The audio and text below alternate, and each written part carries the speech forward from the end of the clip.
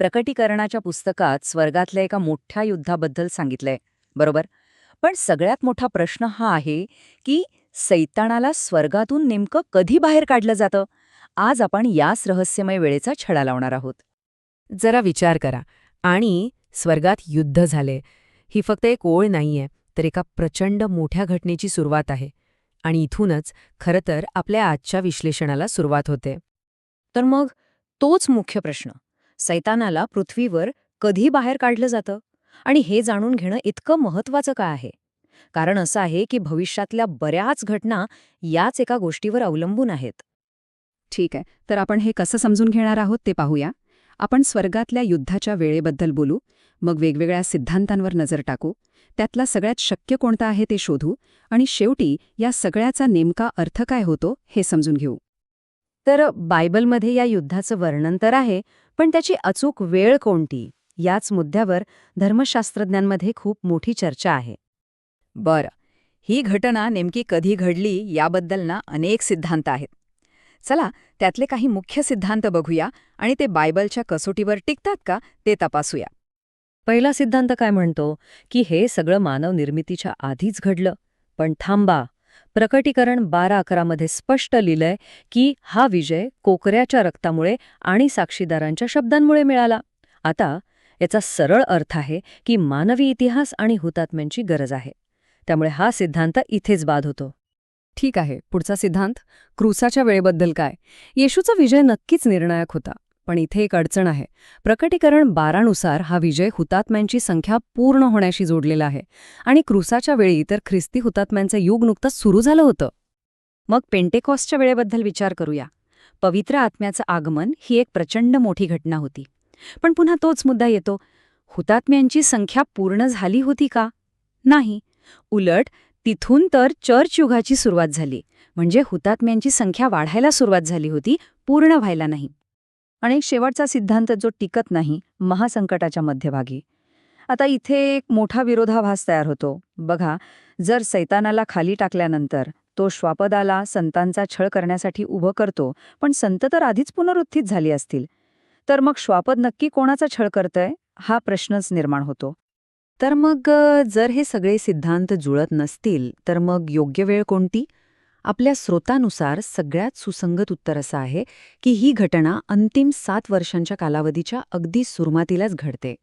आणि हेच आहे ते मुख्य कारण, तो ट्रिगर पॉइंट. भविष्यवाण्यांमध्ये सांगितलेली हुतात्म्यांची संख्या जेव्हा जवळजवळ पूर्ण होते, तेव्हा सैतानाला बाहेर काढलं जातं. म्हणजे सैतानाचं पतन हा थेट विश्वासणाऱ्यांच्या त्यागाशी जोडलेला आहे. आणि हे वचन बघा, ते हेच स्पष्ट करतं. त्यांनी कोकऱ्याच्या रक्ताने आणि आपल्या साक्षीच्या शब्दाने त्याच्यावर विजय मिळवला. म्हणजे हा विजय थेट हुतात्म्यांच्या नावावर आहे, त्यांच्या त्यागामुळे मिळालेला आहे. आता हा घटनाक्रम पाहिला की सगळं चित्र एकदम स्पष्ट होतं. बघा, 5वं शिक्के उघडल्यानंतर जेव्हा हुतात्म्यांची संख्या जवळजवळ पूर्ण होते, तेव्हा सैतानाला बाहेर काढलं जातं. आणि ही एकच घटना 5व्या आणि 6व्या तुतारीला कारणीभूत ठरते. आणि इथूनच महासंकटाची खरी सुरुवात होते. तर स्वर्गात हा निर्णय तर झाला, पण पृथ्वीवर त्याचे परिणाम काय होतात? कारण इथून पुढे गोष्टी खूपच गंभीर वळण घेतात. हे वचन एका मोठ्या बदलाचे संकेत देतं. स्वर्ग आनंद करतोय, पण पृथ्वी आणि समुद्र ते आता सैतानाच्या क्रोधाचं एकमेव लक्ष बनतायत. ही एक अगदी स्पष्ट अशी कारण परिणामांची साखळी आहे, नाही का? हुतात्म्यांची संख्या पूर्ण होते, त्यामुळे स्वर्गीय निर्णय होतो. या निर्णयामुळे मिखाएल सैतानाला बाहेर काढतो. आपला वेळ कमी आहे हे त्याला कळतं, आणि तो रागाने समुद्रातून आणि जमिनीतून श्वापदांना बाहेर काढतो. आणि इथूनच तो 1260 दिवसांचा महासंकटाचा काळ सुरू होतो. आणि हा 1260 दिवसांचा आकडा म्हणजे 3.5 वर्षे किंवा 42 महिने, हा तोच भविष्यवादातील कालावधी आहे ज्यात श्वापदाला पृथ्वीवर संतांविरुद्ध युद्ध करण्याची सत्ता दिली जाते. ठीक आहे, तर या सगळ्याचा नेमका अर्थ काय? ही वेळ इतकी महत्वाची काय आहे?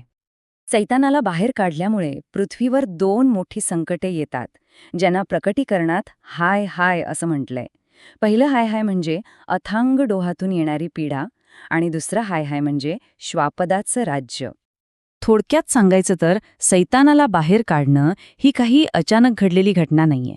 तर ती हुतात्म्यांच्या साक्षीला दिलेलं एक थेट स्वर्गीय उत्तर आहे. हीच घटना श्वापदाचं राज्य आणि महासंकट सुरू करणारा एक महत्वाचा क्षण आहे. आणि हे सैतानाचं पृथ्वीवरचं शेवटचं हताश युद्ध आहे, कारण त्याला माहीत आहे की त्याचा पराभव जवळ आलाय. त्यामुळे ही वेळ 5व्या शिक्के आणि 6व्या तुतारीच्या मध्ये अगदी मोक्याच्या ठिकाणी ठेवली आहे. आणि शेवटी एक प्रश्न जो आपल्याला विचार करायला लावतो. जर हा घटनाक्रम बरोबर असेल तर याचा अर्थ अंतिम काळातील बाकीच्या भविष्यवाण्या पुढे कशा उलगडत जातील